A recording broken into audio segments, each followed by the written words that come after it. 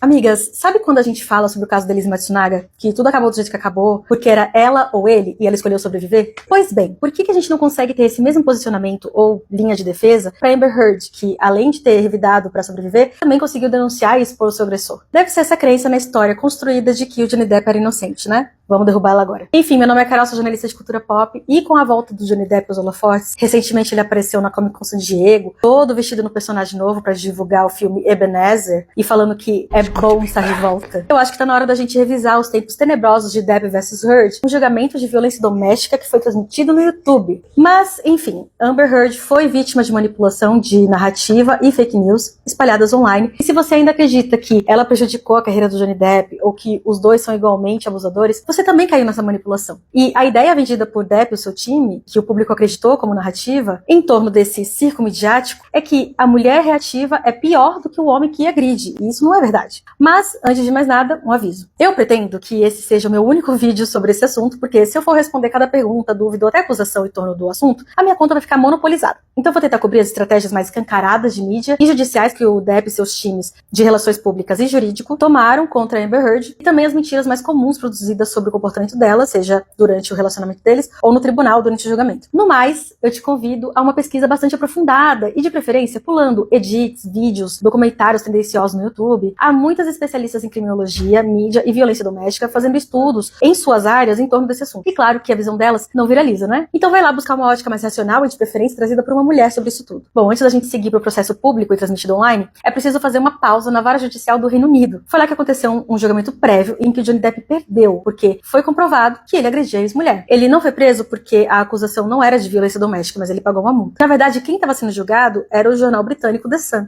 Johnny Depp tinha processado eles por calúnia e difamação porque o jornal o acusou de agredir a Amber Heard. Ou seja, ainda não era acusação de Heard contra Depp, mas eles já estavam separados e ela foi testemunha da defesa, uma vez que, para escapar da condenação, o jornal precisava provar que estava falando a verdade. E foi isso que aconteceu. Heard testemunhou e a defesa apresentou provas contundentes de agressão. Como, e isso é uma lista de evidências, literalmente, tá? Outros depoimentos de testemunhas que conviviam com Amber Heard durante os anos que ela ficou casada e morava com Johnny Depp e viram hematomas e marcas de agressão, incluindo maquiadores de sete de filmagem que precisavam cobrir os machucados antes dela entrar em cena em alguma gravação. Laudos médicos de respostas físicas de estresse do corpo dela, como queda de cabelo, por exemplo, exames, registros, depoimentos médicos que comprovaram agressão sexual, estupro, áudios e vídeos que corroboravam as experiências dela vivendo com ele e mensagens de texto com ameaças de morte enviados dele pra ela. Então o time legal de relações públicas do Johnny Depp aprendeu com essa experiência e antes do julgamento começar nos Estados Unidos, eles entraram com muitas moções para anular várias dessas evidências. Muitas delas antes mesmo que fossem de fato apresentadas em tribunal. Na maioria das vezes com o argumento de que as provas já haviam sido usadas em outro julgamento, ou ainda com o argumento de que, já que o caso seria transmitido, muitos detalhes íntimos não deveriam ser compartilhados. Juro. Pior que basta acompanhar alguns casos de violência doméstica e você se surpreenderia com a frequência com que esse tipo de coisa, anulação de provas da vítima, acontece. Principalmente na corte dos Estados Unidos, onde as leis de proteção às mulheres são ínfimas. Para que todas essas jogadas de ocultação de evidências passassem batido na mídia, foi necessário criar um circo midiático, além das fake news, bots e muita manipulação fora do tribunal. Tudo isso foi comprovado e o advogado do Johnny Depp, Adam Waldman, foi intimado diversas vezes por conspiração online, incluindo pagamento para youtubers criarem edits de Amber Heard, manipulando a história, além de vazar informações da parte de sigilo do tribunal que não era transmitida. Do outro lado, Amber Heard não tinha provas, não tinha testemunhas e o público estava contra ela e qualquer movimento dela virava uma fake news espalhada muito facilmente. Exemplo, a história de que ela teria arrancado um dedo dele foi desmentida por um médico que o atendeu, mas não adiantou muita coisa porque o mito em torno disso e outros absurdos já estavam espalhados na internet com direito a edits emocionados dos fãs dele. Outra história girava em torno da frase de argumento da defesa dela, feita pela advogada de Amber, em que ela teria usado, parafraseado, uma frase do filme O Poderoso Ripley para dizer que namorar Johnny Depp era como o sol radiante brilhando sobre você e depois se apaga e fica muito frio. Estavam acusando a Amber, não a advogada, de plágio, embora não houvesse nenhuma restrição de usar uma frase de filme ou citação de livro no argumento diante do júri. Não haveria problema, mas isso sequer aconteceu. Nem Amber, nem a advogada dela, nem nenhum registro do tribunal foi usado nenhuma citação de O Poderoso Ripley. Tem ainda um momento que a advogada dela mostrou uma paleta de maquiagem que a Amber usava para cobrir os hematomas causados por Depp. A internet começou a comentar que era mentira e a marca de maquiagem específica se manifestou no Twitter para dizer dizer que aquele produto não era feito para cobrir hematomas. E assim, Amber Heard foi acusada de novo de mentir no tribunal. Há também muitos desentendimentos sobre os valores que Amber recebeu e doou com os julgamentos e a separação em si. Amber e Depp não tinham um acordo pré-nupcial, então ela nem precisaria alegar abuso para sair do relacionamento, bastava pedir divórcio e pedir metade dos bens dele. E aí, segundo estimativas, ela tinha direito a 30 milhões de dólares, mas aceitou 7 milhões na separação e se comprometeu a doar para a instituição como o Children's Hospital, algo que também foi usado contra ela. É que essas doações de valores muito altos, normalmente, são feitas por meses, né? Tipo, em parcelas. E claro que os fãs do Johnny Depp ficaram monitorando as doações que as instituições recebiam e descobriram que por um tempo a Amber deixou de fazer os depósitos mensais do valor combinado com elas. Acontece que alguns depósitos não iam estar no nome dela mesmo. Eles foram feitos no nome do Depp e outros no nome do Elon Musk, que era parceiro dela na época. Por quê? Não sei, mas foi assim que ficou acordado no tribunal. E outros cheques simplesmente não entraram porque, durante o julgamento, as contas dela ficaram congeladas. E as instituições sabiam disso. Mas é claro que a história que se espalhou é sobre como a Amber Heard era interesseira, denunciou o Johnny Depp por dinheiro e roubou o dinheiro do divórcio e fez alguma falcatrua pra não doar. O suposto sonho dela de destruir a carreira dele também não se realizou. Ele até deu entrevista recente falando sobre como estava sendo rejeitado para trabalhos em Hollywood, mas isso é mentira. Sim, ele foi demitido da franquia Animais Fantásticos no momento que a denúncia se tornou pública, isso faz sentido, mas depois do caso ele ainda assinou um contrato de 20 milhões com a Dior para ser o rosto de um perfume. Ele estreou um outro filme que foi flop, mas aí sinceramente o problema é dele, e saiu em turnê com a banda Hollywood Vampires. Sair em turnê e ter contato direto com o público não me parece algo que um homem cancelado, persona não grata, poderia fazer tão facilmente, né? Já Amber Heard literalmente teve que deixar sua profissão, principalmente por causa da rejeição do público. Mas, para além de tudo isso, há também o fato de que, muitas vezes, a Amber Heard reagiu e isso deixou as pessoas revoltadas. Algumas coisas ela não conseguiu provar que não aconteceram, como o papo do famigerado cocô na cama. Ela se defende disso dizendo que foi o cachorro dela. Mas, sinceramente, e se foi ela? E se ela se retalhou contra o cara que a agredia, a humilhava, a estuprava? Mas, além de tudo isso, minha leitura dessa situação toda é que a Amber irritava mesmo, deixava as pessoas desconfortáveis porque ela reagia. O conceito de uma vítima que ergue a cabeça, sobe numa cadeira de tribunal e conta o que aconteceu com franqueza, chora, demonstra raiva e outros sentimentos, é algo que enfurece as pessoas, principalmente os homens. E depois do julgamento, ela falou muitas vezes sobre como não ter sido uma vítima perfeita, calada ou até morta pra não reagir, a prejudicou. Só o fato dela ter sobrevivido incomodava as pessoas.